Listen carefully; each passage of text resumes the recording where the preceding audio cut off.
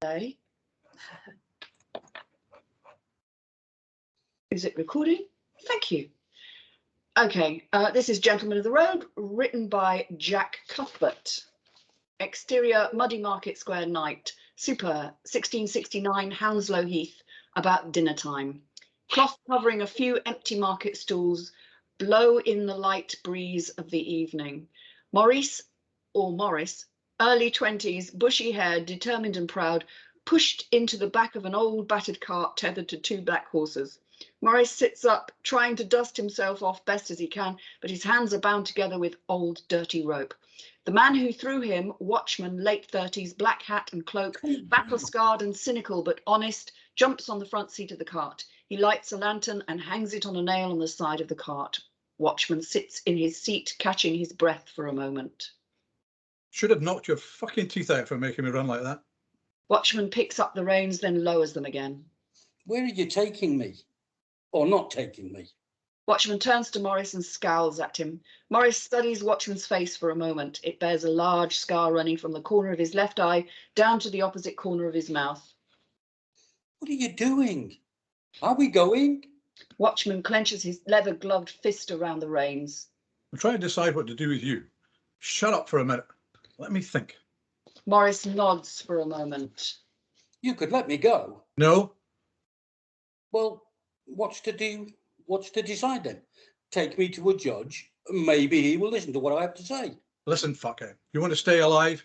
Do as I say when I say it. Watchman smiles as he sees Morris shrink a little back into his corner. Exterior, Side Alley Market Square night. The highwayman pokes his head around the corner. This is Reese, tall, thin, nervous, wide-brimmed black hat. He smiles as he spots Morris and Watchman on their cart. A group of highwaymen now gathered as Reese turns back round the corner, taking out his flintlock pistol and starting to load it. All the highwaymen do the same. A highwaywoman, Marina, tough, proud and ambitious, pushes her way through the line of highwaymen. She gets to the front next to Reese and tries to look around the corner, but Reese stops her, holding out his arm. Fuck off, let me see. No, get to the back of the queue. What? Why? Just because he wanted you here doesn't mean I do. Funny how you didn't object when he told you to take me along, though. Marina smiles as the highwayman watches anticipating Reese's reaction. Leave this to the men, dear. Now, run along. Reese waves Marina away as the other highwaymen pull her along the line. Reese laughs as he finishes loading his flintlock. Marina now at the back of the line, a sneer on her face as she looks at Reese. Exterior, Muddy Market Square night. Morris is now lying head back, turns to see Watchman as he sits motionless in his seat. You are a watchman. What? Yes. Fuck off. A watchman should take a suspect, in this case me, to the nearest constable where he should be either tried or released. Stop talking. Would you like me to explain how it works again? Would you like me to break every bone in your face? No. Also, there's not actually that many bones that form the face.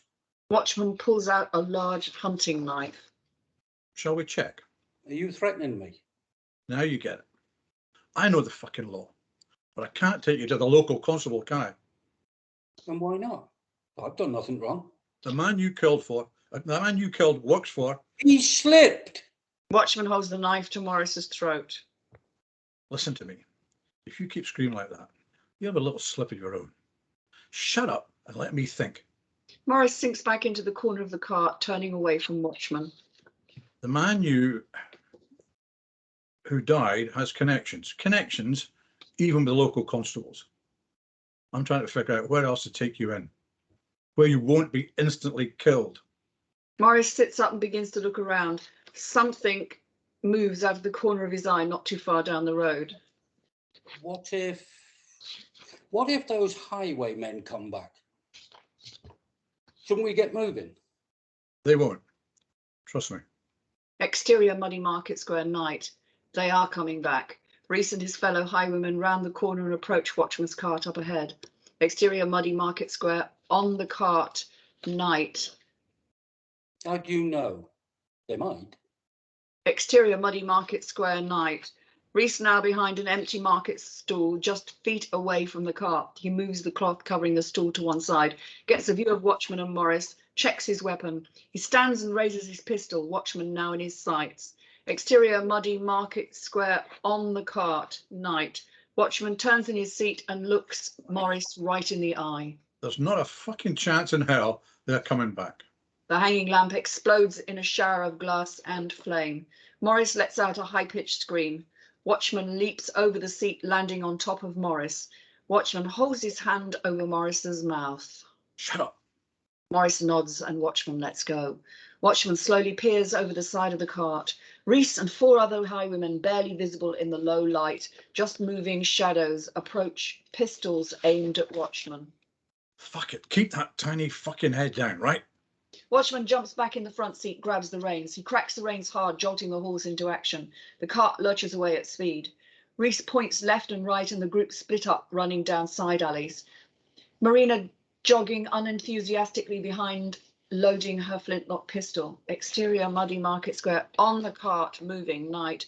Watchman lashes harder at the reins, driving the horses on. Yeah.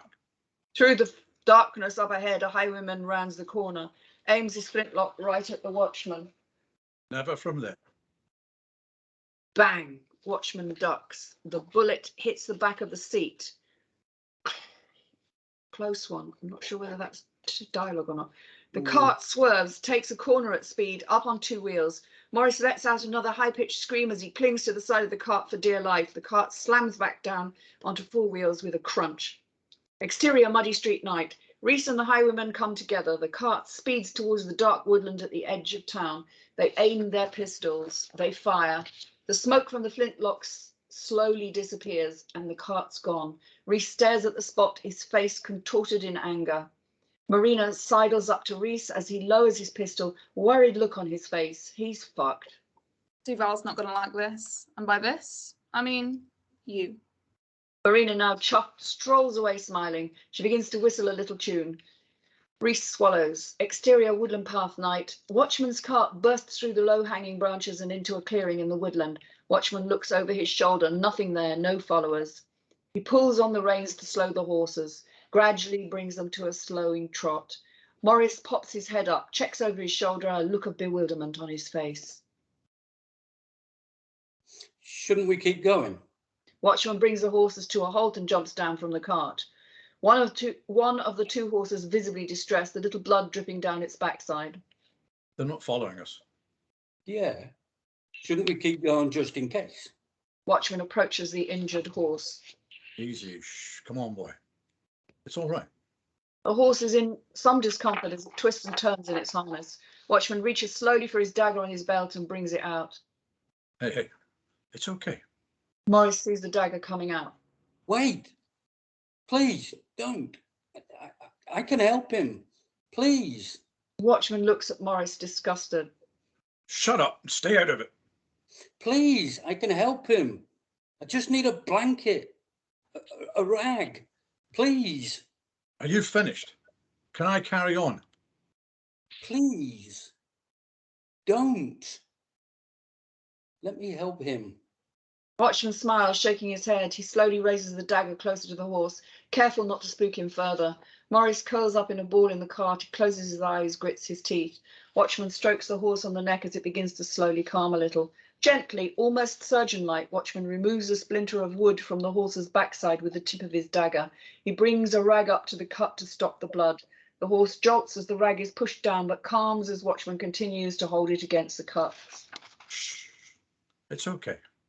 Morris, still curled into a ball, opens his eyes. He peeps over the front of the cart. Watchman gently stroking the horse, still holding the rag against the horse's cut. Watchman begins to hum some kind of tune to the horse. Morris watches, baffled by what he's witnessing. The Watchman turns to Morris. Please, no, please let me help. Fucking pathetic. Morris sits down in the cart, turning away from Watchman, his expression murderous. Now smiling widely, Watchman jumps back in his seat and ties Morris to the cart. Exterior wooden path moving moments later. The only light coming from the moon through the trees high above them. Morris still in the back of the cart, looking away. Watchman rolls his eyes. But I didn't kill him. Watchman smiles and shakes his head. He He slipped. slipped. Morris clenches his fist in frustration, infuriated, and fucked off. You told me that already, So why aren't you listening? because I've had it all before. You ain't my first prisoner. Those highwaymen made it up so their boss wouldn't have someone else. So their boss would have someone else to blame. Sorry Shut about up. It's not going to work. Watchman burps, his face suddenly ghostly white, looking like he's about to be sick, yet any second now. that. Oh, come on. How can you believe them over me? Anyone in their right mind? Shut up, for fuck's sake. Watchman vomits over the side of the cart as it keeps moving along. Morris leans back out of the way. Jesus. Didn't think there was anything left. Exterior alley between buildings, night, flashback. A highwayman lies dead, face down, with a dagger sticking out of his back, a yard from Morris, who's held in a headlock by a tall, bearded highwayman. No. He slipped. You all saw it. Marina, Reese and the highwayman draw their daggers and close in on Morris. A door bursts open. Watchman staggers out of it a few paces towards them. Watchman vomits. The highwaymen recoil in disgust.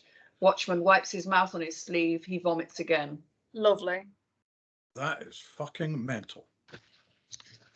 And the end of that excerpt. Thoughts, Greg? I really want to know where this goes. This is awesome. I could I had the shots in my head. I had the storyboard in my head, and it seems very cinematic, kind of maybe a bit Witcher-like in the way it's filmed. You know, very stylistic. Yeah, I want to read the rest of this. Just that's it. I want the Watchman to slap Morris to shut the fuck up. Morris is like this real snivelly little whining bitch, and I loved the bit where the Watchman's like, "Hey, no, please don't do it!" I just brilliant, awesome, yeah, love it, great stuff. I'm hooked in. I'm sold.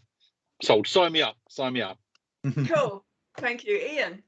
Yeah, I like Greg. I like the story. I like the way it's going. I like to know more about it. A couple of little things just niggle with me though. One is the use of the language, is the swearing. Is that 1669 common usage? It No. may or may not be. I don't know. I'm not smart enough to know that. But it seemed like a lot of it used a lot, and I'm not sure that's the kind of language that would use a lot in that situation. And you know, they also mentioned dinner time right at the beginning.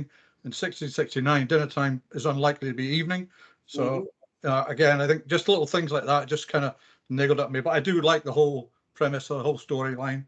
I want to know why the Watchman is being sick all the time. I don't understand that. I don't know where that's coming from. And who is Morris? You know, who is Morris, and why is the Watchman being sick? So, well, I want to know more about that for sure. Cool. Rachel. Yeah, also really intrigued right from the start. You gripped me. There was lots of action, which is nice. Sorry, I'm just trying to read my notes. I'm always like wildly scribbling whilst also watching and listening, and sometimes I just look and there's just a scribble on the page.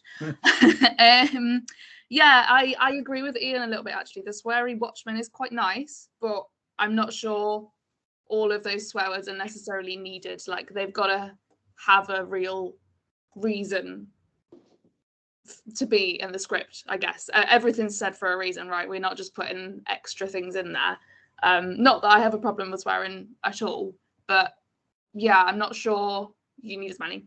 I really like the relationships between the characters. They're fun, they're interesting, stuff's going on. You can tell something else might be about to happen with them. There was, I've wrote like the horse, and I don't know what that means now, but you've got a horse in it and I like it, so well done. Useless, absolutely useless. I've written down about the cart shot. There's one bit where it suddenly switches to a cart shot and then we come away again. I wanted to ask you about this, Andrew. I don't know whether that is... Which page are we on? Oh gosh, hang on.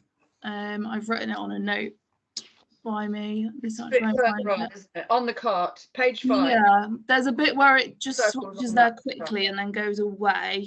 Mhm. Yeah, maybe it's not that bad actually, because there's quite a little bit of action there. But there's What- one bit where it switches, and it might not be page 5, but there was quite a quick change in camera angle, and I didn't know whether it would be a bit of a distraction or throw off, or whether it would really complement the action well. But I know nothing about camera I think angles or what's anything like happened is in that that's quite a fast section between is. between page 5 and page 6. It's a chase section. It's very hard to manage chases on the page. Yeah. Because you have to give the emphasis of speed and happening at speed, whilst at the same time still keeping the format correct and setting it out properly so that everybody knows where they're meant to be and what's meant to be happening. I think one of the things that confuses this is the use of a full scene heading. So exterior Muddy Market Square, the first time, great. We've got loads of them, and you don't need to keep repeating that. All you need to keep doing each time you change is on the cart. But the problem is we've got an on the cart shot and an on the ground, as it were, with the cart going past shot. But when you read the scene headings, they read very similar. So it's very easy to think, well, where the hell are we? Are we on the cart? Aren't we on the cart? So that's got to be very clear. And that's why you sometimes would leave out the exterior Muddy Market Square and just have on the cart or on the street or in the hedgerow or as it passes by, and maybe intersperse it with point of view shots and things like that as well, just to give a clear delineation. Also, sometimes what they will do if it's an action scene is do a series of shots rather than list them as a series of shots, rather than, because what you also have to think is that, and particularly if I look on page 5, halfway down under the Watchman, where he said there's not a fucking chance in hell they're coming back, then you've got the hanging lamp explodes in a shower of glass, Morris lets out a high-pitched scream, Watchman leaps over the seat. Now you've got that they've been set out as individual lines, but in actual fact all of that is happening really quickly. So that would possibly be better done as a series of shots, which then gives the director the indication that it's fast cuts, you know, between those things. Also, the writer needs to remember that things like explodes are in caps because that's a sound as well as an action, you know. A high-pitched scream, again, caps. So the formatting is generally really quite good, but there's just little things that need to be tightened up, really. I think that would help. Also, a little bit of punctuation here and there, because as I was reading through, I realised I wasn't putting the right inflection in the places because the punctuation isn't there to help. That's just like the housekeeping side of things. Other than that, I liked the way it was going, and I'd like to see what happens next. Yeah, I want to know what happens with these people. It's good. It rolls forward really nicely, and I want to know what he's done. Obviously, we're getting an implication that he's killed somebody, but he slipped. Oh, one thing about the language, I was thinking during that, as I have written in the vernacular of the 18th century, so not that distance from 1669. I was thinking this is much more like, there's a series on at the moment which is kind of set, I can't remember when, 18th, 17th, 18th century, but with modern day language, which ends up being much more comedy. And I'm wondering if it's what this guy is aiming for. He's aiming for the comedy angle rather than what I was going to say. Dramatic. 15th and 16th century, common swear words in that day were biblical. They would say things like, for God's sake. Yeah.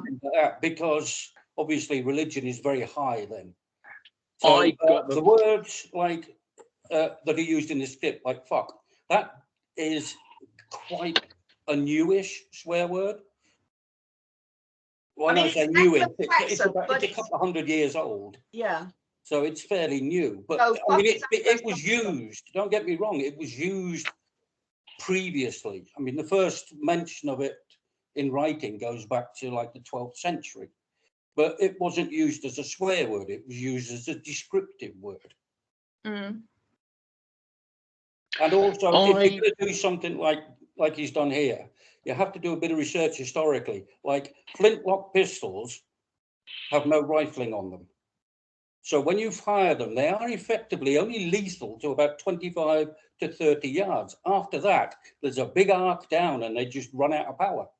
Yeah. There are plenty of examples during the Civil War, the Roundheads and the Cavaliers, of people with flintlocks and the bullets literally just hitting the breastplates and falling to the floor because they had no power in them whatsoever.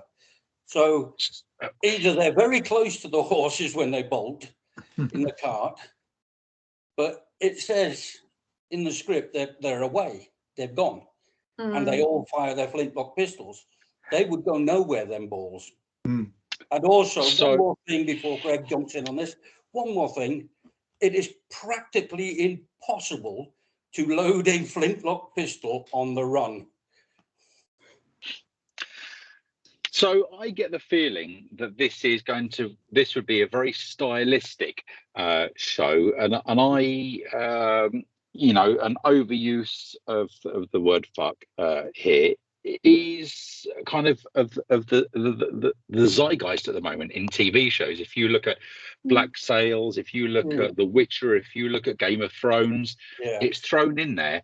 And whilst I'm not sure that we're going to be using smack bang up-to-date contemporary language here, I think it's more that one foot in either camp to make it relatable, to give it that sense of urgency, to give it the salaciousness that TV shows require these days to grip you. I do imagine this being very much like The Witcher, maybe a little fantasy element where, yes, of course, technically a flintlock pistol is only accurate up to 30 feet, but the audience doesn't want to know that. They want to know that these guys are crack shots and that they're taking their last chance. And this seems like it's more of a kind of an action show than a historically accurate dramatized documentary. So of course we're in this thing for suspension of disbelief, aren't we? This is why we do what we do. So I had literally zero problem with any of those aspects. The heroes always land with their superhero landing. People don't actually land like that in real life, so we have a little bit of artistic license. That's true. You break both your knees and pretty much shatter your hip. But it looks cool. It does looks cool, and that's the thing. This, I had it in my head, looked cool as fuck. Don't get me wrong, Greg. I thoroughly enjoyed it. I really did.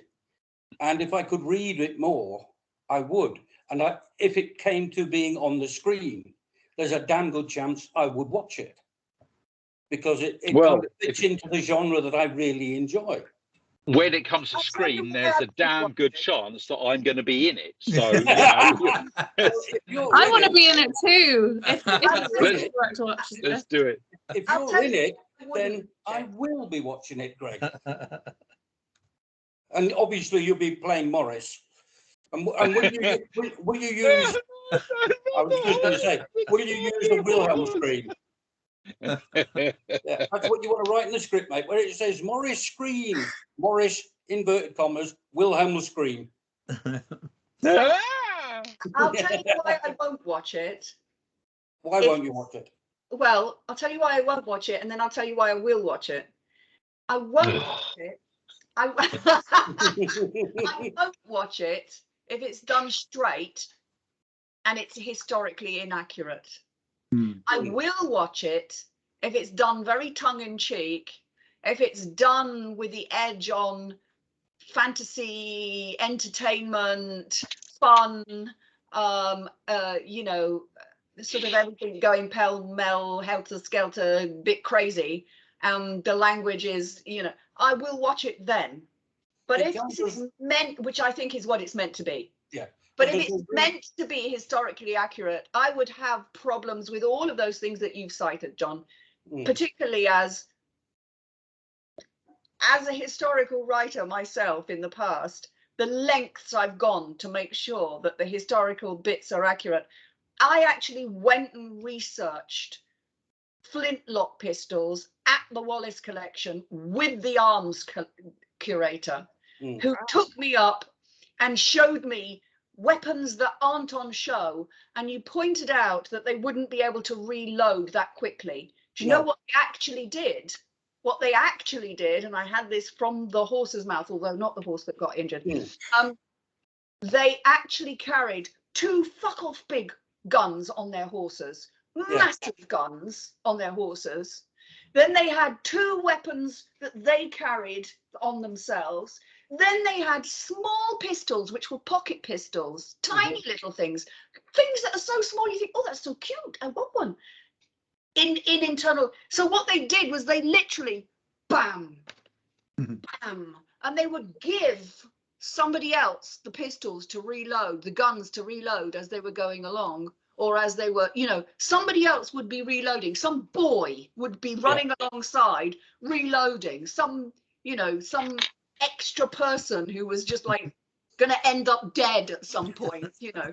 And literally that, well, they would overcome those things. So all of that kind of thing actually, though, can also add to this because it adds to the craziness of it. That would look incredibly cinematic, and also very much like the character of Edward Teach from Black Sails. Yes. You know, Blackbeard would have like 18 guns on him. It would look so when he was stylistic. Make this TV show, make it. When he was eventually captured, Edward Teach, he had 12 pistols on him. 12. Not only that, getting back to what you were saying, Angela, sorry, but one of the things, and it was most common, was those horse pistols, which were basically just a small blunderbuss. They had to be very careful, because if they got the horse into a full canter, it would shake out the loading on the pistol. Which wasn't uncommon for them to pull the pistol back and go crick, and you just get a spark and nothing. But that's why they have that beautiful big brass colouring on the end and everything, because they were effectively turned into a club then. You shot them and then you used it as club. Anyway, I think we have really covered this one very well. But I would just like to say, if I may, Angela, one more thing before I get cut off. This reminds me of Flashing Blade. Okay, cool. Well, that's the matter between you and Blade, and you know, don't need to mention it here. I'm sure the courts will handle that. So, I just thought I could get a witness. That was all. Okay, thank you for that. I'm just going to now stop the recording.